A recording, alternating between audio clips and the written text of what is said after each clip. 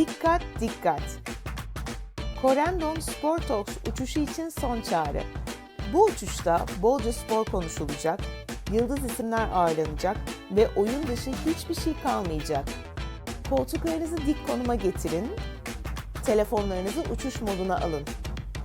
Ama kahvenizi unutmayın. Çünkü Corendon Sportox şimdi başlıyor. Göster düzü vereyim istersen sen çal dediğimde o itirazlarını kesebiliyor. Sen şu anda erkeklerin koştuğu, Süper Lig'i yönetecek erkeklerin koştuğu mesafeyi koştun. Evet. Bir fark yaratmak zorundasın. Eğer kadınsan bu farkı daha fazla yaratmak zorundasın. 15 saniyede koşacaksınız, 18 saniye saniyede dinlenip dinleneceksiniz. tekrar Kesinlikle. koşacaksınız. Bir kadın fizyolojisi için çok zor ama başarılmayacak bir şey değil. 90 dakika boyunca sadece 10 tane toplam düdük çaldım, biliyor musunuz? Keşke çok söylesem ama hakemlik kesinlikle maddi bir şey değil. Tabii ki de ben oldum dediğim dönem oldu ama hakemlikte hiçbir zaman ben oldum demeyeceğiz. Corendon Sport Talks'a hoş geldiniz. Bu hafta yanımda erkeklere hükmeden bir kadın var. Asen. Albayrak. Asen, ne iş yapıyorsun? Futbol hakemiyim. Futbol hakemisin. Evet. Yani FIFA sahada o kırmızı kartı gösteren, penaltı, faul kararlarını veren Kırmızı kart göstermeyi çok fazla sevmiyorum. ama gösteriyorsun da. Ama oyun gereği evet. Gösteriyorsun. Oyun Peki kuralları gereği. Asen, bir şey söyleyeceğim. Erkekleri mi yönetmek daha zor sahanın içinde, kadınları yönetmek mi? Bence erkek müsabakalarını yönetmek daha kolay. Niye? Kadın olduğumuz için bir tık böyle bize karşı davranışlarını törpüleyebiliyorlar. Erkek hakeme davranışlarıyla kadın hakem davranışları arasında fark olduğunu söyleyebilirim açıkçası. Asen, ben yaklaşık yarım saat, bir saatten bu yana seninle konuşuyorum.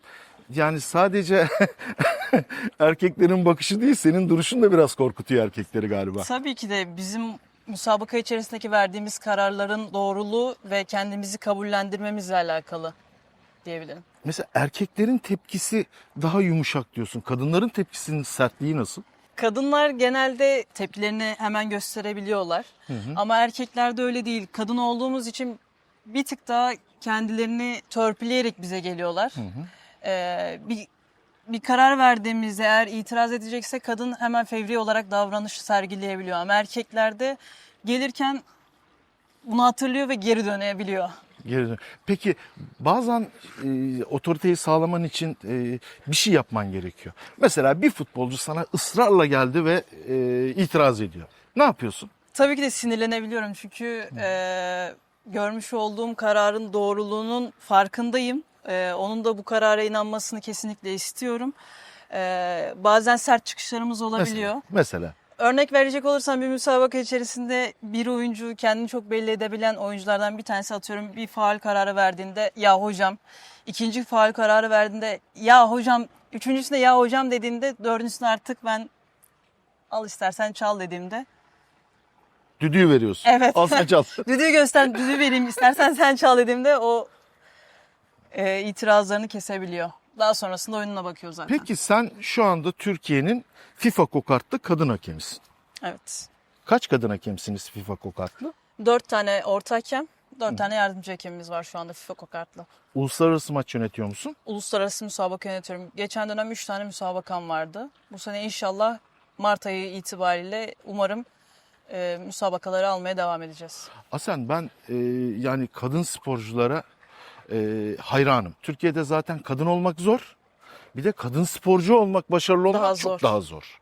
Sen FIFA Kokart'ı takabilmek için ne yaptın? Kendi ülkemde öncelikle kendimi ispatlamaya çalıştım. Çıktığım müsabakalarda vermiş olduğum kararlarla, müsabakadaki notlarımla, koşulardaki göstermiş olduğum performansla bunu ispatladığımı düşünüyorum. Ya bir teste girdin değil mi? Tabii ki de. O nasıl bir test o? Şu anda Süper Lig hakemlerinin koştuğu bir testte. Yani sen şu anda erkeklerin koştuğu, Süper Lig'i yönetecek erkeklerin koştuğu mesafeyi koştun. Evet. Nasıl bir mesafe? 1000 metre, 2000 metre, 5000 metre? Şöyle örnek vereyim. Halil Umut Meler'in, Atilla Koroğlan'ın koştuğu bir koşulardan koştum. Yani senin bir FIFA Kokart'ı takabilmen için bir erkek maçını yönetebilecek bir erkek kadar güçlü ve hızlı olmanı istiyorlar.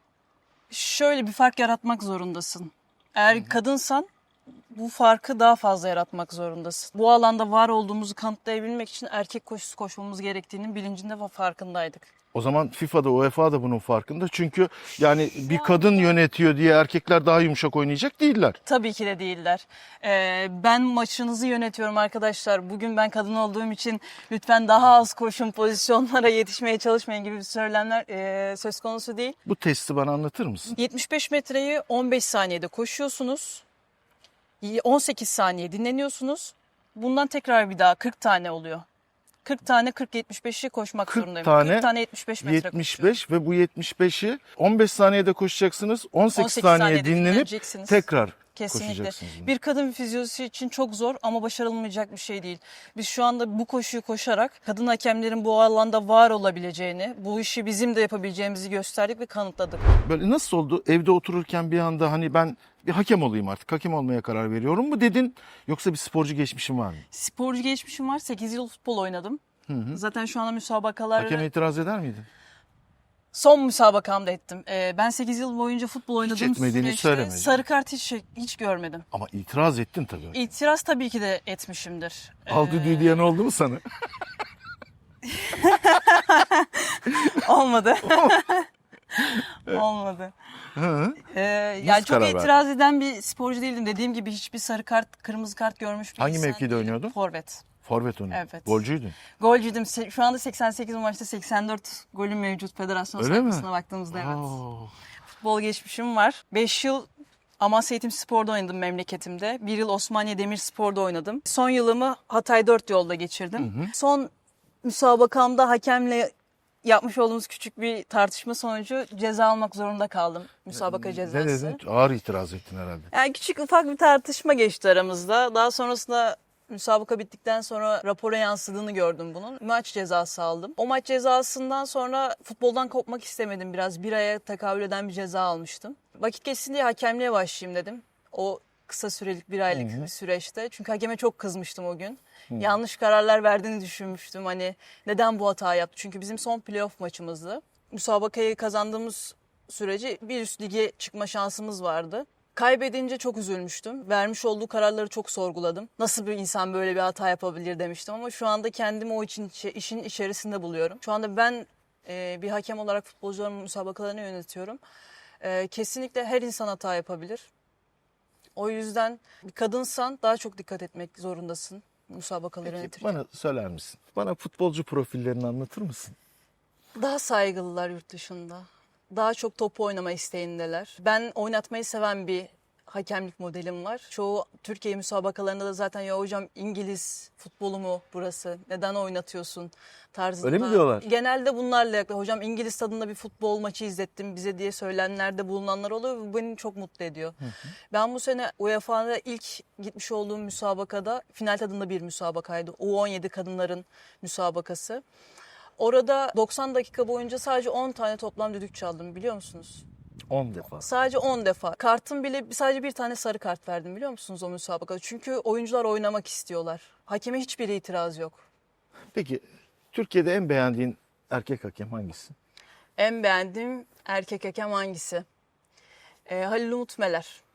Şu anda tarzı ve bulunmuş olduğu kategori itibariyle ilham veren bir insan şu anda. Peki Türkiye'deki erkek hakemlere sorsak beğendiğiniz en iyi kadın hakem Asem mi desek cevap verirler mi? Şöyle söyleyebilirim. Belki verebilirler, belki vermeyebilirler. Biliyorsunuz son 3 programdır federasyon başkanımızın televizyonlarda söylemiş olduğu bir söylem var. Ve bizi çok mutlu ediyor. İkinci devre itibariyle Süper Lig'de bir derbi kadın hakemin yönetmesi benim hayalim demişti. Ben şu anda herhalde o hakemin yanında oturuyorum. İnşallah diyelim.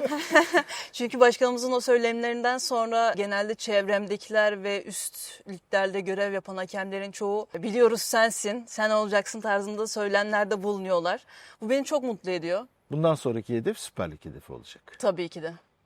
İnşallah başarırsın. Peki şunu soracağım. Bir idolün, bir rol modelin var mıydı? Kadın ya da erkek. Ben işte bunun gibi hakemlik yapacağım dediğin. Tabii Yurt ki de içinde var. ya da yurt dışında. Benim bakış açımı ve hedeflerimi daha çok değiştiren bir kadın hakem var. Stephanie Frappart. Chelsea Biliyorsun. Liverpool maçını Evet. yönetmişti İstanbul'da. İstanbul'da Süper müsabaka yönetmişti ve ben o gün maalesef ki televizyondan izledim ve bir kadın hakemin gerçekten buralarda düdük çalabileceğini, benim de onun gibi olabileceğimi gördüm. Çünkü hakemlik çok zor, kadınsan daha çok zor. Bana çok büyük bir ilham kaynağı oldu açıkçası. Çünkü bu sene Yunanistan'a seminere gittiğimde orada kendisiyle karşılaştım. Bir dönüp baktım, gerçekten hani o televizyonda izlediğim insan ve şu an karşımda ve yan yanayız. Hani onu görebiliyorum, onunla sohbet etme fırsatım oldu. Çok mutlu oldum açıkçası ve onu orada görmek, onu yakından görebilmek, onun fiziksel yapısını görüp tecrübelerinden faydalanıp kendi yolumu çizmem açısından çok büyük bir faydası olmuştur açıkçası. Şimdi Hasan, hepimizin böyle mesleki dezenformasyonları var. Şimdi karşımda bir profesyonel Süper Lig maçını yönetebilecek bir kadın var. Şimdi onlara hükmetme, o maça hükmetme duygusu, sosyal yaşamında da insanları dizayn etme, onlara hükmetme duygusu veriyor mu? Ya açıkçası kendi özel hayatımda bunu çok fazla bazen hissetmiyorum ama insanların bana bunu gerçekten sahadaymış gibi hissettiklerini kesinlikle söylüyorlar. Ben o müsabakaya çıkarken sahada kendimi sadece mutlu ve huzurlu hissediyorum. Çok güzel bir şey Evet, ya. kendimi çok özgür, bağımsız ve hiçbir şey düşünmüyorum, biliyor musun? Sadece o anın tadını ve keyfini çıkartıyorum. Peki bir maçın içine dalıyorsun, o maçın içinde gidiyorsun böyle. Bazen olur ya, hepimiz bir işi yaparken o anda o odağımızı kaybederiz. Hani bir şey yazarken o yazıya değil de zihnimizin arka tarafındaki bir başka konuya dalar gideriz. Maç içinde konsantrasyonunu kaybettiğin oluyor mu? Zaman zaman oluyor. Ne yapıyorsun o durumda? Şöyle atıyorum, en ufak bir örnek vereyim.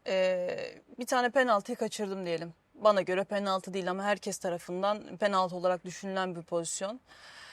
O anda tek düşündüğüm şey, evet, beynim orada. Acaba penaltı mıydı değil miydi derken bir anda müsabakanın geri kalanını düşünmek zorundayım. Çünkü ben oraya da takılı kalırsam müsabakanın her tarafını etkileyeceğim. Tüm dakikasını etkileyeceğim. O yüzden bazen kendime sen takılma. Doğru ya da yanlış. Senin hatan. Müsabakanın geri kalan dönemin süresinde kendini, evet, gerçekten bir hata yaptı ama gerçekten de çok iyi maç yönetebilmem gerekiyor. Bu soruyu niçin sordum biliyor musun? Halil Umut Meler'le konuştuğum zaman bu konsantrasyon kaybını yaşıyor musun kimi zaman? Odaklanmakta güçlük çektiğin oluyor mu maçlarda dediğim zaman? Bana şu yanıtı vermişti. Evet, oluyor. Onu hissettiğim dakikada kendime vuruyorum. Sen kendine gel diyorum ben de. Öyle mi? Evet, sen kendine gel, odaklanmak zorundasın. Müsabaka daha bitmedi. Geçti gitti. Önüne bak, kendine gel. Odaklanacağım dediğim an Tekrar tekrar dönebiliyorum, evet. Peki ya sen uluslararası maç yönetiyorsun. Türkiye'nin en büyük problemlerinden biri de yabancı dil. Yabancı dilin var mı? Tabii ki de FIFA kokartı takabiliyorsak zaten İngilizcemiz var demektir. Çünkü UEFA listesine yazıldığımızda, FIFA listesine yazıldığımızda bir İngilizce yeterlilik testine giriyoruz. Önce yazılı olarak online, daha sonrasında o yazılı testi geçtikten sonra Zoom'da 30 dakikalık süren bir konuşma sınavına geçiyoruz ve bu iki sınavın sonucunda bize bir ortalama sertifika veriyor UEFA. İngilizce eğitimin nereden geldi? Üniversitedeyken hakemliğe ilk başladığım zaman İngilizce tabii ki de olmazsa olmazdı. İngilizce kursuna yazıldım. Bir taraftan öğretimimi tamamlarken, bir taraftan hemen hakemlik yaparken, diğer taraftan da İngilizce eğitimimi geliştirmeye başladım. Bu şekilde devam etti. Daha sonrasında geçen sene itibariyle TED Üniversitesi ile yapmış olduğumuz federasyonun bir anlaşması oldu. Federasyon başkanımız ve Merkez Hakem Kurulu Başkanımızın sayesinde bu eğitimden faydalanma imkanı bulduk. Haftada 3 gün süren bir eğitimimiz oldu. B2 seviyesine kadar geldik ve şu anda o eğitim bitti. Tabii ki de İngilizcemi devam ettirmem gerekiyordu. Müsabakalardan kazanmış olduğum ücretlerle şu anda özel ders alıyorum kendim. Haftada 3 gün. Keşke çok söyleyebilsem. Keşke çok söyleyebilsem ama hakemlik kesinlikle maddi bir şey değil. Değildi. Maddiyatla ölçülemez. Ben maddiyat için yapmıyorum hakemliği. Kendimi mutlu hissettiğim için, o sahaya çıktığımda kendimi huzurlu hissettiğim için seviyorum ve o insanlara hükmetmek hoşuma gidiyor açıkçası. Bunun için buradayım. Evet, programa da hükmediyorsun. Bak yavaş yavaş, ben konuşamıyorum artık, sen konuşuyorsun. Hadi biraz daha dolaşalım. Hasan, hayat bir yolculuk. Tıpkı hakemlik gibi bir yolculuk. Biz programlarımızda hayat yolculuğunu Correndo'nun uçaklarının böyle yükselişi gibi düşünüyoruz. Ama bu yükseliş bitmiyor tabii. Yani yükseliyorsunuz, bir türbülansa giriyorsunuz, hafif sonra tekrar iniyorsunuz. Hayat böyle devam ediyor. Şimdi senin Asen olarak hakemlikte inanılmaz bir yolum açıldı. Ben kariyerime başladım ve yükseliyorum dediğin o anı anlatmanı istiyorum. Tabii ki de ben oldum dediğim dönem oldu ama hakemlikte hiçbir zaman ben oldum demeyeceksin. Şu anda tabii ki de hiçbir zaman kendime yükseldim diyemem. Yükselmedin ama yükselişe başlıyorsun Berat. Şu anda yükselişe evet başlıyorum. Federasyon başkanımızın ve Merkez Hakem Kurulumuzun desteği ve inancı ve güvenliği sayesinde şu anda bir yükselişe geçtiğimizi düşünüyorum. Profesyonelliklerde görev alma imkanımız var şu anda ve önümüzdeki süreçte birincilikte bir müsabaka yönetme durumum var. Daha sonrasında o müsabakadan alnımın akıyla çıktığım vakitte Süper Lig'in yolunun açılacağını ve biz kadınlar olarak evet buradayız, biz de yapabiliriz, bu uçakta biz de varız demek Diyebileceğim. için evet bir fırsatım var şu anda. Peki uçağa bindik. Sen de hakemliğe başladın. Hafif böyle bir sarsıntı hissettin. Eyvah dedin. Hani eyvahtan kastım kariyerin için. Uçakta herhangi bir şey olacağından değil tabii ki. O türbülans, yaşadığın hakemlik türbülansını anlatır mısın bize? Hangisiydi? Hangi andı? Fenerbahçe Beşiktaş maçı. Kadınlar Fenerbahçe maçı. Şükrü Saraçoğlu stadındaydı müsabaka. Aralık ayındaydı. Aralık 2023'teydi. Ben o müsabakayı yönetirken FIFA kokart takacağımı biliyordum. Çünkü FIFA'nın yapmış olduğu yeterliklerin hepsini geçmiştim ve sadece tek kalan federasyonun ana sayfasında yayınlanmasıydı. Ben oraya o sahaya çıktığımda bu bilinçle çıkmıştım ama o son düdüğe kadardı benim için. Çünkü orada 90+5'te yapmış olduğum bir hata benim hakemlik de kendimi sorgulamama neden oldu. Çünkü orada vermiş olduğum bir kararla Hatalı bir karar verdin. hatalı bir karar verdim. Sonuca etki eden bir karar verdim ama Allah tarafından şanslıydım ki müsabakanın sonucunu etki edebilecek bir hata değildi ve müsabaka 3-1'den 3-2 olarak bitmişti. Sana o hani itiraz ettiğin hakem var ya. Sanırım onu Onu ne yaptın? onu ağa tutmuş olabilir evet. Yani orada düşüş yaşadım çünkü FIFA kartını bir yıl daha ötelemek zorunda kaldım. O müsabakayı bitti benim için ve dünya gündemine oturan bir hataydı. Hatalarımdan tabii ki de çok üzüldüm. Bir ay boyunca kendimi kapattım, hakemliği sorguladım. Çünkü ben bu işe ailemden, arkadaşlarımdan ve işimden fedakarlık ederek burada hakemlik yapıyorum. Dedim ki dönüp baktığımda her şey hakemlik değilmiş dedim. Hayatımı en üst yerine koyduğumu düşündüm. Böyle bir hata yaptım evet ama insan oğlu herkes hata yapabilir. Kaybede kaybede kazanırsın. Kaybede kaybede. İyi ki o hatayı yaptım diyorum. Çünkü orada yapmış olduğum hata tüm bakış açımı değiştirdi. Şu anda Süper Lig'in kapısını aralamak durumundayız. Yani orada yapmış olduğum bir hata kendime gelmemi, ne kadar daha çok çalışmam gerektiğini, ne kadar daha çok emek vermem gerektiğini gösterdi. Güzel bir yükselişteyiz. Peki Correndo'nun uçuş noktalarından biri Polonya biliyorsun. Krakow, Katowice. Krakow'a gitmeni isterim. İnşallah başka bir müsabakada Çok inşallah. güzel bir yer. Gerçekten benim aşık olduğum kentler vardır. O kentlerden biri. Belçika'da Gent mesela, Brüj mesela. Hakikaten aşık olduğum kent. Katowice de bunların içerisinde. Correndo'nun uçuş noktalarından biri. Sen şimdi Polonya'da bir maç yönettin. Evet. O maçtan sonra nasıl tepkiler aldın? İlk UEFA müsabakamdı benim. Bize FIFA tarafından bir mentor atanıyor. Mentörüm benim gözlemcimdi müsabakada. Programın başında da söylemiştim. Sadece 10 tane düdük çaldığım bir müsabakaydı. Orada benim için çok güzel geçti. Çünkü orada mentörümün yazacağı ve beni çok beğenmişti. Koşum olsun, yer almam olsun. Bir kadın hakem için çok üst seviyede olduğunu söylemişti ve bu beni çok mutlu etmişti. O yüzden benim için çok güzel bir turnuvaydı. Benim için unutulmaz bir turnuvaydı. Bir ilkimdi. Hiçbir zaman oradaki geçirdiğim turnuvayı unutmayacağım. Çünkü orada güzel bir turnuva attıktan hemen sonra bir ay sonra tekrar bir turnuvaya gittim çünkü. Peki bir şey Bunun soracağım. karşılığını aldığımı düşünüyorum. Asen'in anlamı ne? Asen'in anlamı aslında yok. Yok mu? Normalde Asena'ymış. Halam koydu ismimi. Babam nüfus müdürlüğüne gidiyor yazdırmak için. A harfini. Yani harbiden unutmuş gibi. siyasi bir isim olduğunu söylüyor babama. İleride işe girerse sıkıntı çeker diyor. Anladım onun için. Son hikayeyi silelim diyor. Böyle farklı bir isim kalıyor. Aslında bazen yazılamıyor, söylenemiyor. Ama ben Asen isminden çok memnunum. Herkes Peki. için çok farklı geliyor çünkü. Asen, benim de tek bir dileğim var. Umarım ben bunu görürüm. Umarım yaşarım. Türkiye'de Fenerbahçe Galatasaray maçını yöneten ilk kadın hakem olursun. İnşallah. Yani çünkü kadınların dokunuşuna hepimizin ihtiyacı var. Hele futbola dokunuşuna daha çok ihtiyacımız var. İnşallah yönetirsin. Çok teşekkür ederim. İnşallah. Ben teşekkür ederim. Çok sağ olun. Evet, bugün gelecek vadeden gencecik bir hakemimizle birlikteydik. Asen. Asen. Asen. Artık böyle söyleyeceğim. Farklı bir program, farklı bir format oldu. İyi ki de oldu. Pek çok şey öğrendim ve kadınların dokunuşunun ne kadar güzel ve farklı olduğunu gördüm. Umarım futbola da bir kadın eli değer çok kısa bir zamanda. Haftaya görüşmek üzere.